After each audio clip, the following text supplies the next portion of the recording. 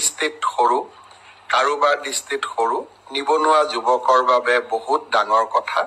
মই কেইটামান কথা ক'ব খুজিছো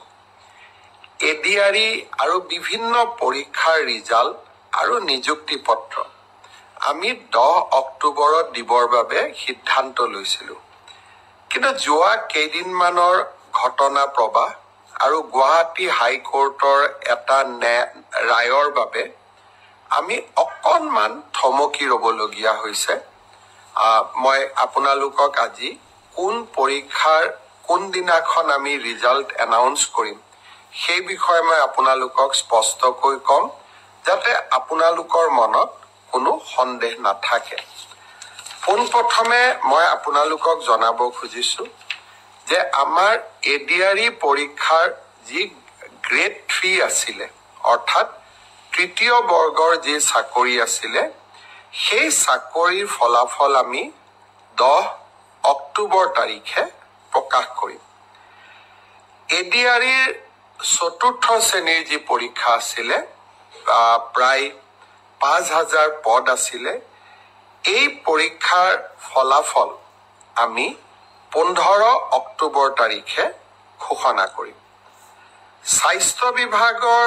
বিভিন্ন পৰীক্ষাৰ ফলাফল নন টেকনিক্যাল টেকনিক্যাল স্বাস্থ্য বিভাগৰ আটাইবোৰ পৰীক্ষাৰ ফলাফল আমি 12 অক্টোবৰ তাৰিখৰ আগতে ঘোষণা কৰিম এলিমেন্টাৰী প্ৰাথমিক বিদ্যালয়ৰ শিক্ষকৰ নিযুক্তিৰ বাবে আমি যি পৰীক্ষা বা আমি যেটো নিযুক্তিৰ প্ৰক্ৰিয়া আৰম্ভ কৰিছো সেই পৰীক্ষাৰ ফলাফল আমি 15 পৰা 20 অক্টোবৰৰ ভিতৰত প্ৰকাশ কৰিম তাৰ কাৰণ প্ৰাথমিক বিদ্যালয়ৰ শিক্ষক শিক্ষয়িত্ৰীৰ পৰীক্ষাৰ ফলাফল ঘোষণা কৰাৰ আগতে আমি গ্ৰেজুৱেট টিচাৰ আৰু পোষ্ট গ্ৰেজুৱেট টিচাৰৰ ৰিজাল্ট ঘোষণা কৰিব খুজিছো যাতে ওভাৰলেপিং নহয় অৰ্থাৎ প্ৰাথমিক বিদ্যালয়ৰ শিক্ষকৰ পদ নিৰ্বাচিত গ্ৰেজুৱেট টিচাৰ বা পোষ্ট গ্ৰেজুৱেট টিচাৰ সকলে দখল কৰিব নোৱাৰে আৰু আমাৰ যুৱক যুৱতী সকল যাতে বঞ্চিত নহয় গ্ৰেজুৱেট টিচাৰ আৰু পোষ্ট গ্ৰেজুৱেট টিচাৰৰ পৰীক্ষাৰ ফলাফল আমি 15 অক্টোবৰ তাৰিখে ঘোষণা কৰিম অৰ্থাৎ এই গোটেই পৰীক্ষাৰ ফলাফলসমূহ আমি 20 অক্টোবৰ তাৰিখৰ আগতে আমি ঘোষণা কৰিবলৈ সক্ষম হ'ম আপোনালোকে এতিয়া সুধিব যে পুলিচৰ পৰীক্ষাৰ ফলাফল আমি কেতিয়া দিম সাব ইন্সপেক্টৰৰ ৰিজাল্ট বা ফায়াৰ ব্ৰিগেড আদিৰ ৰিজাল্ট আমি 10 অক্টোবৰ তাৰিখে দিম বা তাতকৈ আগতে দিম কিন্তু এবি আৰু ইউবি কনিষ্টবলৰ ৰিজাল্ট দিয়াৰ ক্ষেত্ৰত গুৱাহাটী উচ্চ ন্যায়ালয়ে এটা আমাক সাময়িকভাৱে বাধা আৰোপ কৰিছে আমি আশা কৰো সেই বাধা আৰোপ অতিক্ৰম কৰি অৰ্থাৎ উচ্চ ন্যায়ালয়ক সন্তুষ্ট কৰি আমি এই মাহৰ ভিতৰতে পুলিচৰো এবি আৰু ইউবি কনিষ্টবলৰ ৰিজাল্ট ঘোষণা কৰিব পাৰিম এই গোটেই ৰিজাল্টৰ ফলাফলৰ লিষ্টখন দেখিলে আপোনালোকে ইতিমধ্যে গম পাইছে যে আমি 20 অক্টোবৰলৈকে যাবলগীয়া হৈছে কিন্তু মই প্ৰতিশ্ৰুতি দিছিলো যে অক্টোবৰ মাহৰ ভিতৰতে 10 অক্টোবৰত আপোনালোকক নিযুক্তি পত্ৰ দিম 10 অক্টোবৰত মই নোৱাৰিলো অন্তত 25-26 অক্টোবৰৰ ভিতৰত আপোনালোকৰ হাতত মই নিযুক্তি পত্ৰ তুলি দিম কাৰণ পৰীক্ষাৰ ফলাফল ঘোষণা কৰাৰ পিছতো আমি বিভাগলৈকে কাক কোন বিভাগত দিম ৰেণ্ডমাইজেশ্যন কৰিব লাগে আৰু তাৰ পিছত বিভাগসমূহেও আপোনালোকৰ পোষ্টিং অৰ্ডাৰ উলিয়াব লাগে সেই কাৰণে অক্টোবৰ মাহৰ ভিতৰতে আপোনালোকৰ নিযুক্তি হ'ব কিন্তু কেইটামান দিন আপোনালোকে অপেক্ষা কৰিব লাগিব ইয়াৰ কাৰণো আপোনালোকে জানে যোৱা কেইবাটাও দিন ধৰি আমি কোনেও কাম কৰিব পৰা নাই জুবিনৰ মৃত্যু বা জুবিনৰ দুৰ্ঘটনাৰ পিছত বা বহুতে কোৱাৰ দৰে হত্যাৰ পিছত যি ধৰণে আমি নকওঁ কিয় আমাৰ মনবোৰ বিষাদেৰে ভৰি পৰি আছিল কাম কৰিব পৰা কোনেও নাছিল কিন্তু আমি যিহেতু আগুৱাই যাবই লাগিব সেইবাবে মই আজি আপোনালোকক নিশ্চিতভাৱে কোন পৰীক্ষাৰ কেতিয়া ফলাফল ঘোষণা কৰিব তাক মই জনালো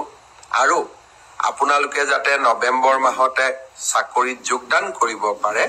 তাৰো আমি নিশ্চিতভাৱে ব্যৱস্থা লম বন্ধু বান্ধৱীসকল শ্ৰদ্ধাৰ ৰাইজ আৰু কেইটামান কথা মই আপোনালোকক ক'ব খুজিছো অৰুণোদয়ৰ জৰিয়তে আমি অসমৰ 30 লাখ পৰিয়ালক মাহত 1250 টকাকৈ আগবঢ়াম যোৱা 17 ছেপ্টেম্বৰ তাৰিখৰ পৰা আমি অৰুণোদয় তৃতীয় সংস্কৰণ আৰম্ভ কৰিব বিচাৰিছিলো তাৰ পিছত আমি 25 তাৰিখৰ দিনটো ধাৰ্য কৰিছিলো কিন্তু অসমত চলি থকা ঘটনা প্ৰবাহৰ বাবে এই আঁচনিখনো আমি নিৰ্দিষ্ট দিনত দিব নোৱাৰিলো অহা 7 অক্টোবৰ তাৰিখে আমি আপোনালোকৰ হাতত অৰুণোদয় তুলি দিম আৰু আমি সকলো প্ৰচেষ্টা ইতিমধ্যে সম্পূৰ্ণ কৰিছো 7 তাৰিখে নিশ্চিতভাৱে অৰুণোদয় তৃতীয় সংস্কৰণৰ সুবিধা 30 লাখ আই মাতৃয়ে লাভ কৰিব আৰু আমি তাৰ পিছত প্ৰতি মাহে নিৰন্তৰ কৰি আপোনালোকক এই পুঁজি যোগান ধৰি যাম ঠিক সেইদৰে নিযুত মইনাৰো আমাৰ অসমৰ প্ৰায় 3.5 লাখ ছাত্ৰীয়ে এইবাৰ নিযুত মইনা আঁচনিৰ সুবিধা লাভ কৰিব নিযুত মইনা আঁচনিৰো আমি যিহেতু প্ৰথম কিস্তিৰ ধন আমি চেক যোগে দিওঁ বেংকক আমি চেকসমূহ বনাব দিছো নিযুত মইনা আঁচনিৰো প্ৰথম কিস্তিৰ ধন আমি 10 পৰা 15 অক্টোবৰৰ ভিতৰত সকলোৰে হাতত তুলি দিম আৰু তাৰ পৰৱৰ্তী মাহৰ পিছত সকলোৱে বেংক যোগে নিযুত মইনা আঁচনিৰ ধন লাভ কৰি থাকিব এডিআৰিৰ ওপৰত আপোনালোকৰ প্ৰশ্ন আছিলে অৰুণোদয়ৰ ওপৰত আপোনালোকৰ প্ৰশ্ন আছিলে নিযুত মইনাৰ ওপৰত আপোনালোকৰ প্ৰশ্ন আছিলে মই চেষ্টা কৰিছিলো যাতে আজি ফেচবুক লাইভৰ জৰিয়তে গোটেইখিনি উত্তৰ দিব পাৰো শ্ৰদ্ধাৰ ৰাইজ যোৱাকালি বিটিচি নিৰ্বাচন সম্পূৰ্ণ হ'ল এয়া প্ৰথমবাৰৰ বাবে বড়োভূমিত নিৰ্বাচন অনুষ্ঠিত হ'ল যি নিৰ্বাচনৰ পূৰ্বেও হিংসাত্মক ঘটনা সংঘটিত হোৱা নাছিলে নিৰ্বাচনৰ সময়তো হিংসাত্মক ঘটনা সংঘটিত নাই হোৱা আৰু নিৰ্বাচনৰ ফলাফল দিয়াৰ পিছতো সকলো পক্ষই কিৰা সুলভ মনোভাৱেৰে পৰীক্ষাৰ ফলাফল যেনেকে আমি গ্ৰহণ কৰো নিৰ্বাচনৰ ফলাফলো তেনেকে আমি গ্ৰহণ কৰিছো মই বড়োভূমিৰ ৰাইজলৈ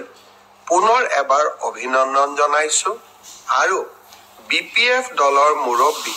হাগ্ৰামা মহিলাৰীক তেখেতৰ বিজয়ৰ বাবে অভিনন্দন জ্ঞাপন কৰিছো